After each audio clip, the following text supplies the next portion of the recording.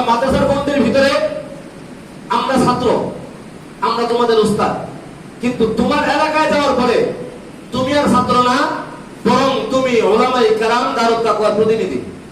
কথা কি বুঝে আসছে? তোমার এলাকায় যাওয়ার পরে তুমি আর কি না, ছাত্র না। মনে করো এখানে কোনো কারণে তোমাদের কোন একজন ছাত্র ফজরের নামাজে সহ 5 ওয়াক্ত নামাজ এক ওয়াক্ত পড়লো না, তোমরা তার দিকে যেভাবে যেই নজরে তাকাইবা, যদি ওই কাজটা আমরা উস্তাদরা করি তাহলে আমাদের নজর তোমাদের নজর ভিন্ন হবে কিনা?